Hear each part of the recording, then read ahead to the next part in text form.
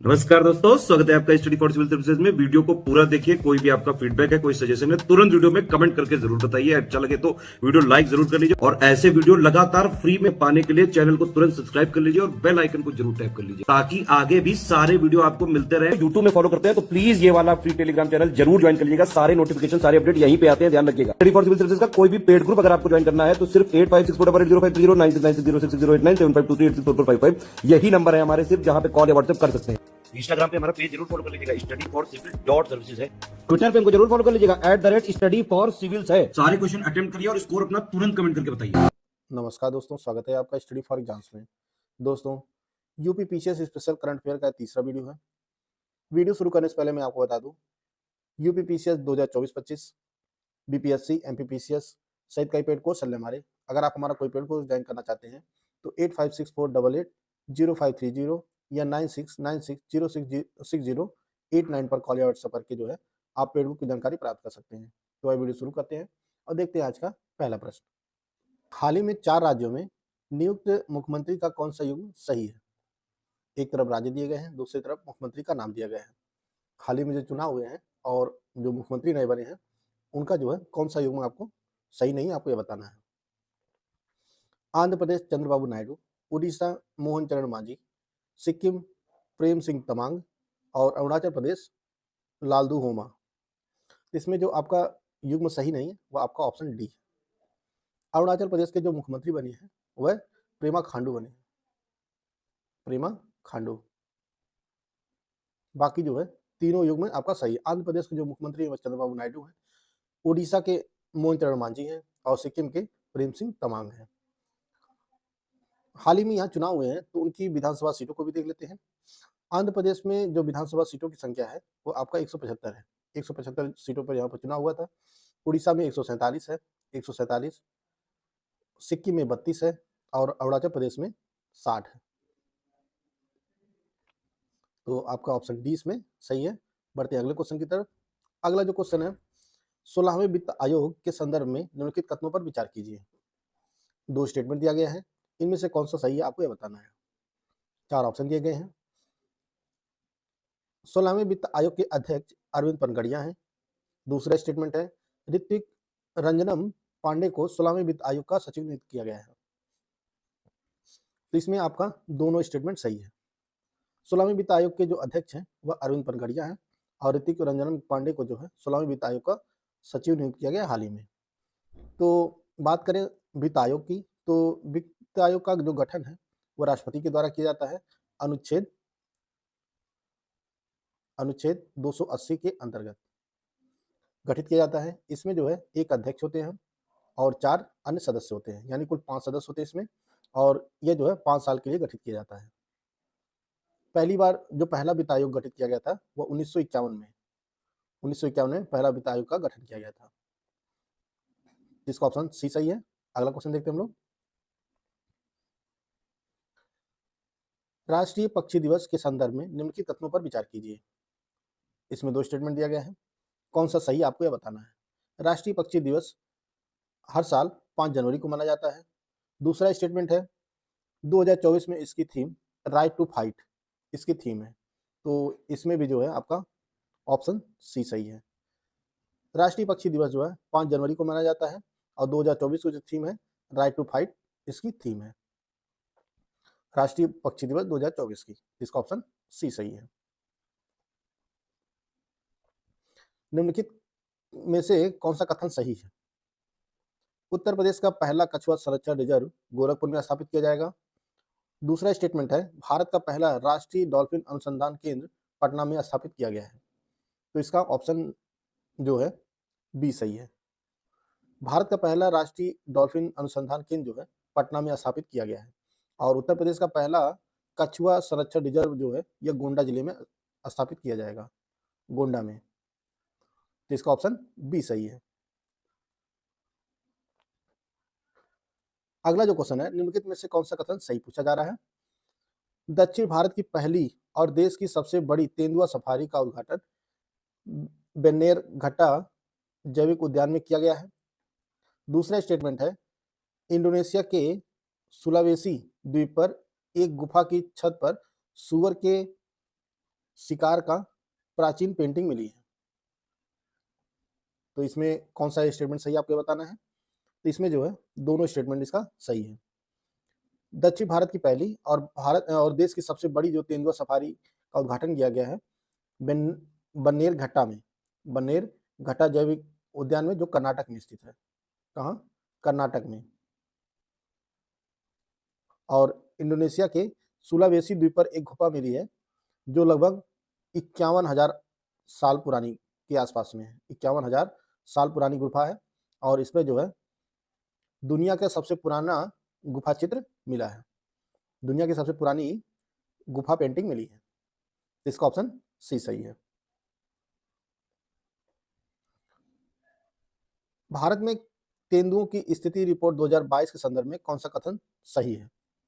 भारत में हिम तेंदुओं की संख्या 718 है। हिम तेंदुए की संख्या सबसे ज्यादा हिमाचल प्रदेश में है। इसमें आपका केवल एक सही है। पहला स्टेटमेंट इसका सही है। भारत में हिम तेंदुओं की संख्या जो है 718 है और यह संख्या जो है तेंदुओं की स्थिति रिपोर्ट 2022 के अनुसार है। और सबसे ज्यादा जो तेंदुए हैं भारत में, हिम तेंदुए, वो आपके लद्दाख में है। लद्दाख में यहाँ पर 477 है, 477। और उत्तराखंड में जो है यूके में यहाँ 124 है। हिमाचल प्रदेश में 51 है। इसका ऑप्शन ए सही है। हिम तेंदुओं की संख्या भारत में 718 है। ये जो टॉप में राज्य हैं, केंद्र शासित प्रदेश हैं, वो लद्दाख है। दूसरे स्थान पर अपना उत्तराखंड है। तीसरे स्थान पर जो है हिमाचल प्रदेश है। तो इसका ऑप्शन ए सही है। यूएनडीपी द्वारा जारी लैंगिक असमानता सूचकांक 2023-24 के संदर्भ में कौन सा कथन सही है। इसमें दो स्टेटमेंट दिया गया है। इस रैंकिंग में डेनमार्क, नॉर्वे, स्विट्जरलैंड क्रमशः शीर्ष के देश हैं। दूसरा स्टेटमेंट है भारत की जो रैंकिंग है वह 108वीं है। यह जो है इसमें भी दोनों आपका स्टेटमेंट सही है। यूएनडीपी द्वारा जारी लैंगिक असमानता सूचकांक 2023-24 में जो शीर्ष के देश हैं, पहले स्थान पर डेनमार्क आपका है, दूसरे स्थान पर नॉर्वे है, तीसरे स्थान पर स्विट्जरलैंड है। अब भारत जो है वह 108वें स्थान पर है। इसका ऑप्शन सी सही हो जाएगा। अगला जो क्वेश्चन है, टाइम्स पत्रिका ने अपनी प्रतिष्ठित सूची विश्व के 2024 के सबसे महान स्थलों में 3 भारतीय स्थलों को शामिल किया है। आपको ये बताना है इनमें से कौन सा एक शामिल नहीं है। 4 ऑप्शन दिए गए हैं।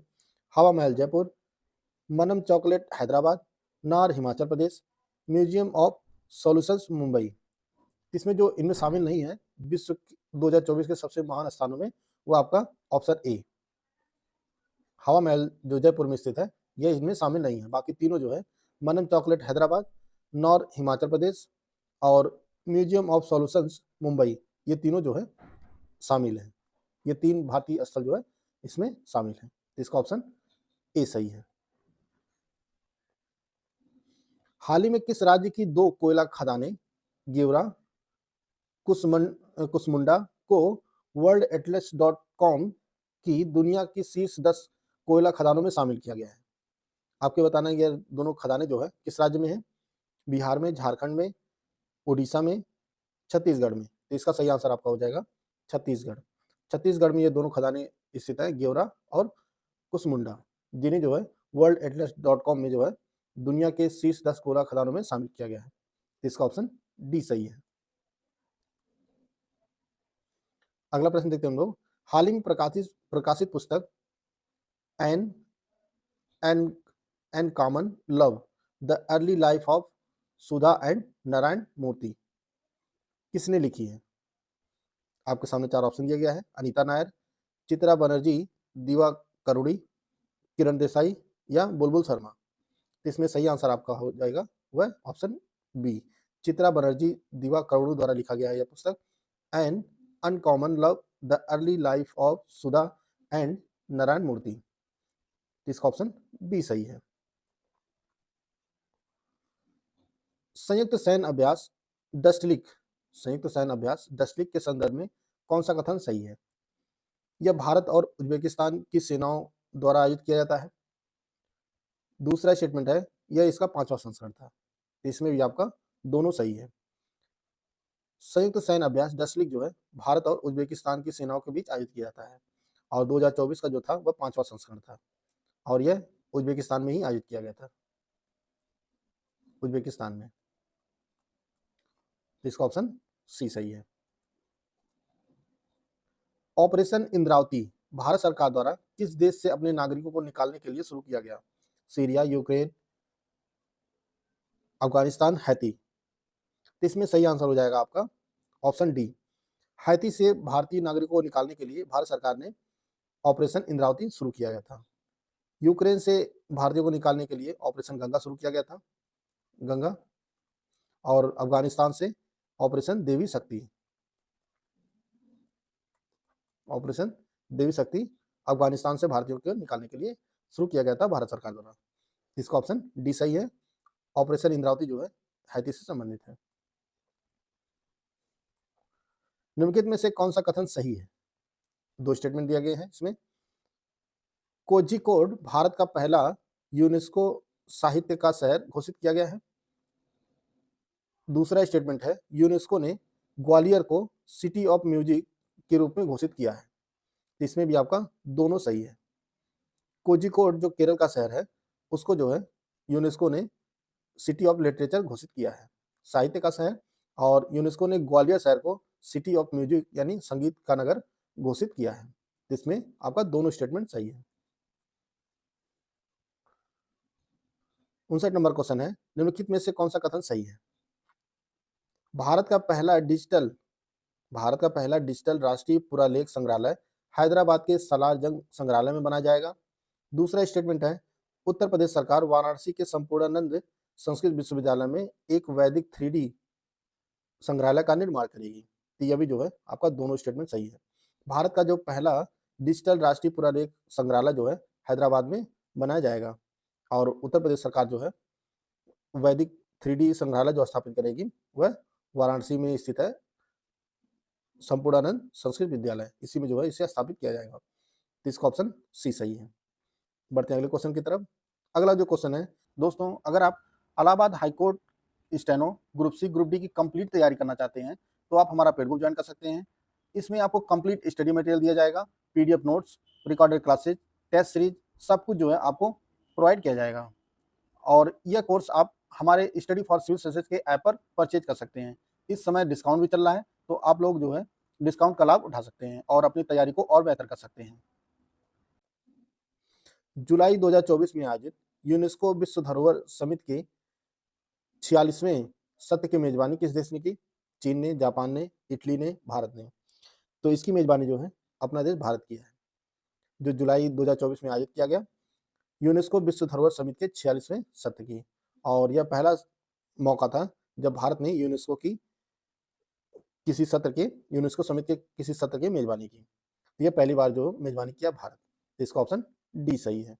दोस्तों यह कुछ महत्वपूर्ण करंट अफेयर थे जो आपके आगामी एग्जाम यूपीपीएससी आरओआर एग्जाम के लिए। वीडियो अगर आपको अच्छा लगा तो लाइक कर सकते हैं, चैनल को सब्सक्राइब कर लीजिए। मिलते हैं नेक्स्ट वीडियो में, तब तक के लिए जय हिंद, जय भारत।